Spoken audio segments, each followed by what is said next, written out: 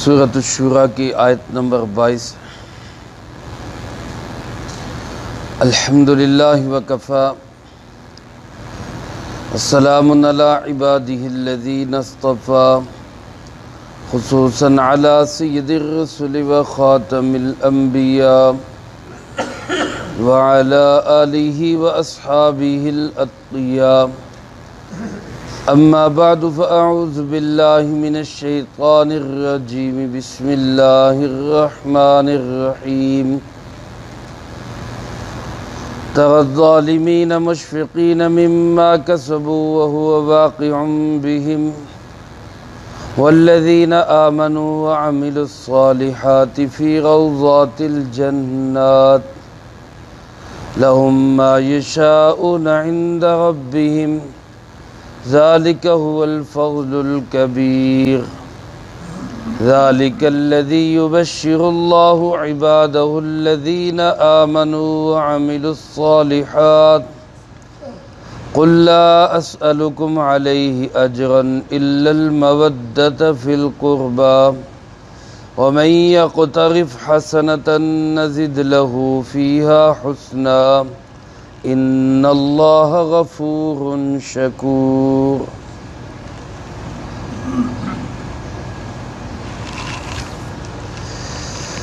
ان آیات مبارکہ میں اللہ رب العالمین نے آخرت کے اندر ظالموں کا کیا احوال ہوگا، کیا حالات ہوں گے، اور اس کے مقابلے میں ایمان والے اور اعمال صالحہ والے وہ کس طرح کی خوشگوار زندگی میں ہوں گے، ان دو چیزوں کو اللہ رب العالمین نے ان آیات مبارکہ میں بیان فرمایا ہے۔ اس رکوع کے شروع میں یہ بات آئی کہ جو دنیا کی کھیتی کا طالب ہوگا ہم اس کو کچھ دنیا دے دیں گے، آخرت میں اس کا کوئی حصہ نہیں ہوگا، اور جو آخرت کی کھیتی کا طالب ہوگا دنیا تو جو نصیب میں ہے وہ ملے گی، آخرت میں اس کو اللہ کی طرف سے بہت بڑے انعامات ملیں گے۔ انہی کی تفصیل یہاں یوں بیان فرمائی کہ تری الظالمین مشفقین مما کسبوا وَهُوَ وَاقِعٌ بِهِمْ، فرمایا کہ تو دیکھے گا، اس مخاطب اس سے کون ہے؟ بعض علماء نے لکھا ہے کہ براہ راست جناب محمد کریم صلی اللہ علیہ وسلم کہ اے پاک پیغمبر صلی اللہ علیہ وسلم آپ دیکھیں گے ظالموں کی صورتحال کیا ہوگی۔ اور بعض رات فرماتے کہ قرآن کریم کا ہر قاری، ہر قرآن پڑھنے والا، قرآن سننے والا وہ اس کا مخاطب ہے، اور اللہ پاک ہر ایک کو مخاطب کر کے فرما رہے ہیں کہ اے قرآن پڑھنے والے، سننے والے، تو دیکھے گا یہ ظالموں کا وہاں منظرنامہ کیا ہوگا۔ فرمایا مشفقین مما کسبوا، جو انہوں نے کمائی کی ہوگی، جو انہوں نے کرتوت کیے ہوں گے، جو انہوں نے کالے کام کیے ہوں گے، ان کی وجہ سے یہ ڈر رہے ہوں گے، مشفقین خوف زدہ ہوں گے۔ جیسے میرے محترم دوستو، دنیا کے اندر کسی شخص کو تھانے میں، کچہری میں، عدالت میں طلب کیا جائے اور اس نے کوئی جرم کیا ہو، کوئی قصور کیا ہو، تو پہلے سے ہی اس کا دل خوف زدہ ہوتا ہے کہ یار میں بلایا گیا، مجھے پکڑا گیا، اب میری خیر نہیں۔ اور جس نے کوئی جرم کیا نہیں ہوتا، جو صاف ہوتا ہے، اس کو بلایا بھی جائے تو اس کو کوئی ڈر اور خوف نہیں ہوتا، پتہ ہوتا ہے میں نے کون سا کوئی جرم کیا۔ تو ان ظالموں نے چونکہ اللہ کی نافرمانیاں کی، اللہ کو ناراض کیا، عقیدہ غلط، اعمال غلط، اخلاق غلط، معاملات غلط، کسی چیز کو انہوں نے پاک نہیں رکھا، تو اللہ فرماتے ہیں جب یہ وہاں جائیں گے تو پہلے سے ہی یہ خوف زدہ ہوں گے، اپنی کرتوتوں کی وجہ سے ڈرے ہوئے ہوں گے۔ اور اس ڈر کی وجہ سے یہ نہیں کہ یہ عذاب سے بچ جائیں گے، بلکہ فرمایا وَهُوَ وَاقِعٌ بِهِمْ، وہ ڈر کے باوجود عذاب ان پہ واقع ہو کے رہے گا، وہ پڑھ کے رہے گا ان کے۔ یہاں ایک میرے دوستو انسان ڈر جائے، اللہ کا نافرمان یہاں ڈر جائے، خوف زدہ ہو جائے، اور پھر اس ڈرنے اور خوف زدہ ہونے کی وجہ سے توبہ کر لے تو اللہ اس کے سارے گناہوں کو معاف کر دیتا ہے۔ لیکن وہاں انسان ڈرے، روئے، چلائے، واویلا کرے، پچھتاوا کرے، وہاں اس کے کسی عمل کا کوئی فائدہ نہیں ہوگا۔ یہ صورتحال تو ہوگی ظالموں کی، اور اس کے مقابلے میں والذین آمنوا وعملوا الصالحات، وہ لوگ جو ایمان لائے اور انہوں نے اپنے اعمال کو سنوارا۔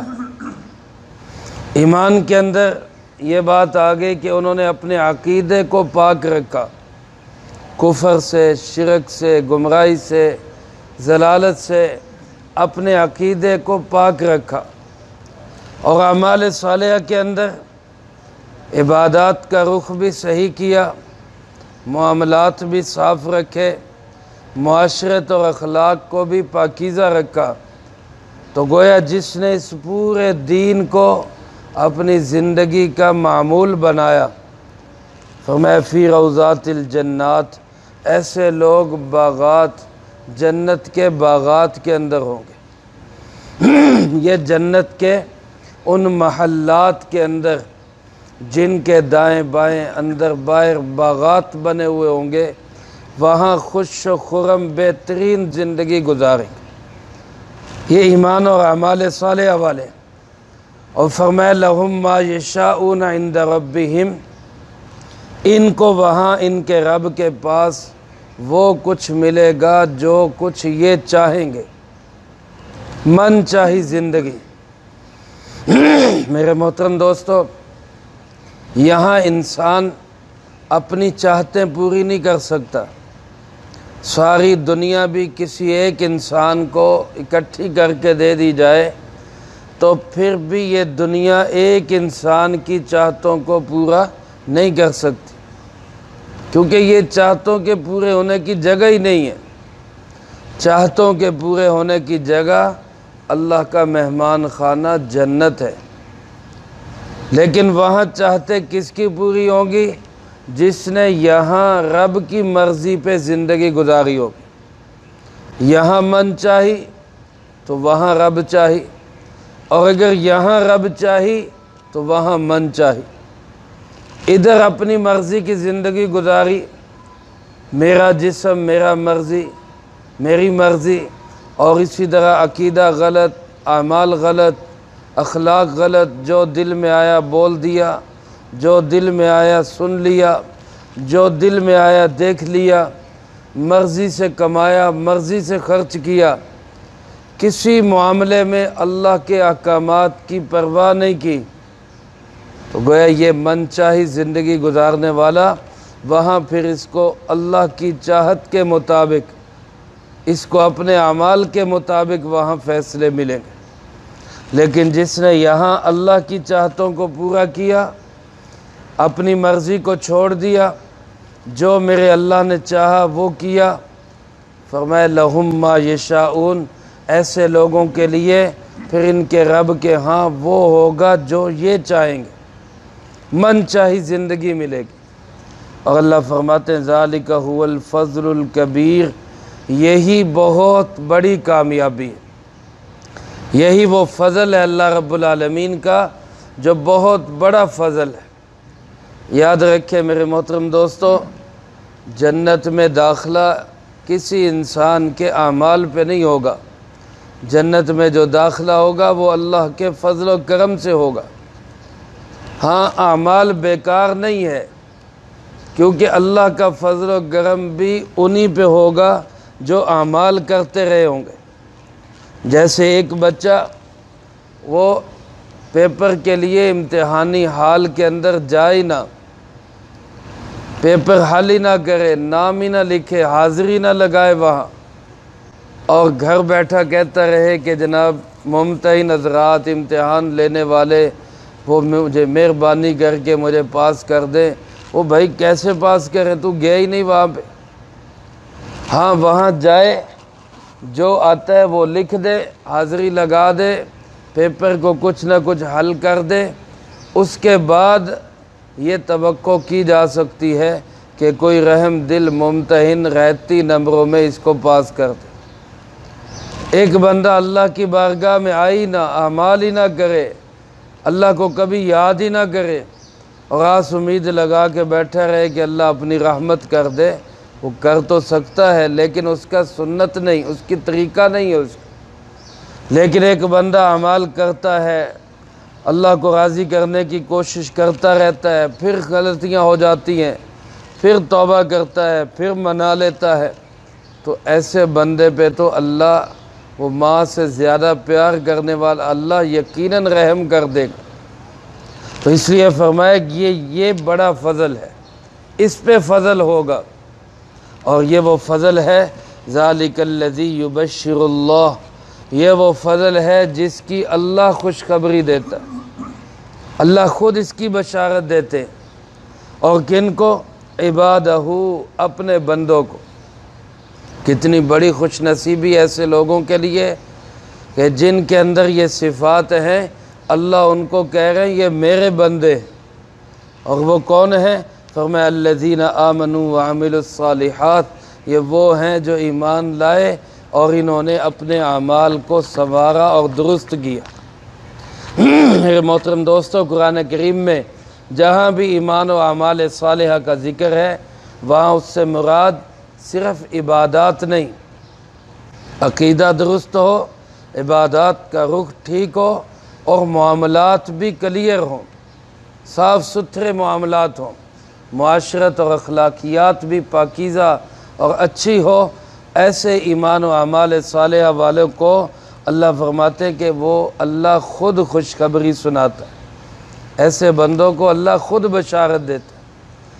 آگے جناب نبی پاک صلی اللہ علیہ وسلم کو فرمایا گیا کہ آپ ان کو کہہ دیں قُلْ لَا أَسْأَلُكُمْ عَلَيْهِ أَجْرًا، کہ میں یہ جو تبلیغ کر رہا ہوں، تمہیں دین کی طرف بلا رہا ہوں، اس پہ میں کسی قسم کے اجر کا سوال نہیں کرتا، میرا کوئی مطالبہ نہیں، میں تم سے معاوضہ نہیں مانگتا، فیس نہیں مانگتا، کوئی تمہارے لیے میں جرمانہ طے نہیں کرتا، مجھے کچھ نہیں چاہیے۔ میرے محترم دوستو، جتنے بھی انبیاء علیہ السلام تشریف لائے، سارے ہی نبیوں نے دین کی دعوت پہ یہی اعلان کیا کہ ہم آپ سے کوئی سوال نہیں کرتے، ہمارا آپ سے کوئی مطالبہ نہیں، کسی قسم کا مالی جرمانہ، فیس، کوئی معاوضہ، کوئی کسی قسم کی تنخواہ، اس کا ہمارا کوئی مطالبہ نہیں۔ اللہ کے نبی بے لوث دین کی خدمت کرتے بغیر کسی لالچ کے۔ ہاں فرمایا ایک چیز ہے الا المودۃ فی القربیٰ، کہ قرابت داری کی محبت کا ہی خیال کرو۔ اس کا کیا مطلب؟ بعض علماء نے لکھا ہے کہ میں صرف ایک چیز مانگتا ہوں، اور وہ یہ کہ قریبی رشتہ دار ہونے کے ناطے محبت کا خیال کرو، کوئی رعایت کرو، اس کا میں سوال کرتا ہوں۔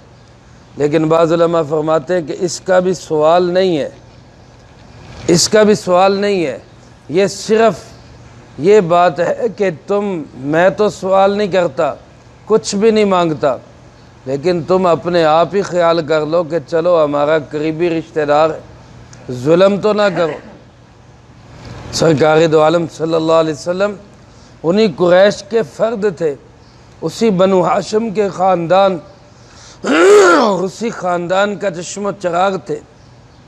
تو آپ نے فرمایا کہ میں سوال نہیں کرتا، مال نہیں مانگتا، عہدہ نہیں مانگتا، کوئی چیز کا تقاضا نہیں ہے، لیکن کم سے کم اتنا تو خیال کرو کہ ہم اس کو ستائیں نہ، ہمارا رشتہ دار ہے، ہمارا قریبی ہے، ہمارے خاندان کا ہے، ہمارے علاقے سے تعلق رکھتا ہے، اس انسانی ہمدردی کے جذبے کے ناطے مجھے اور میرے ساتھیوں کو اذیت تو نہ دو، تنگ تو نہ کرو، اس کے علاوہ میں تم سے کچھ نہیں مانگتا۔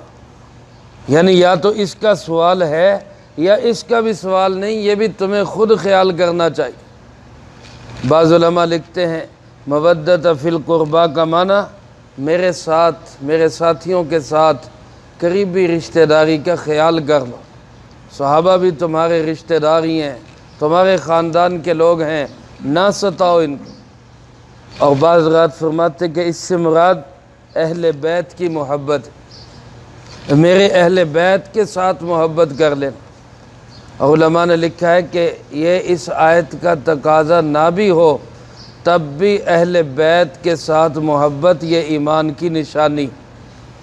رسول اللہ صلی اللہ علیہ وسلم کے گھرانے کے ساتھ ہم اہل سنت والجماعت کو دل و جان سے پیار ہے، ہمیں صحابہ اکرام رضی اللہ تعالیٰ مجمعین سے بھی محبت اور عقیدت اور چاہت ہے، اور اسی طرح رسول اللہ صلی اللہ علیہ وسلم کے گھرانے کے ساتھ، اہل بیت کے ساتھ بھی، بلکہ ان سے بڑھ کر عقیدت اور محبت اور چاہت ہے کہ یہ رسول اللہ صلی اللہ علیہ وسلم کے صحابی بھی ہیں اور آپ کے گھرانے کے لوگ بھی۔ حضرت علی کرم اللہ وجہہ، حسنین کریمین رضی اللہ تعالیٰ عنہما، خاتون جنت سیدہ کائنات حضرت سیدہ فاطمہ رضی اللہ تعالیٰ عنہ، یہ سب صحابی بھی ہیں اور اللہ کے محبوب کے اہل بیت بھی ہیں۔ ازواج مطہرات صحابیات بھی ہیں اور آپ کا گھرانہ بھی ہے، تو ان سے تو ہمیں دوہرا تعلق اور دوہری محبت ہے۔ یہ اس آیت کا تقاضا نہ بھی ہو تب بھی صحابہ اور اہل بیت سے محبت یہ مومن ہونے کی نشانی۔ اللہ ہمیں صحابہ سے بھی اور اہل بیت سے بھی پوری عقیدت نصیب فرمائے۔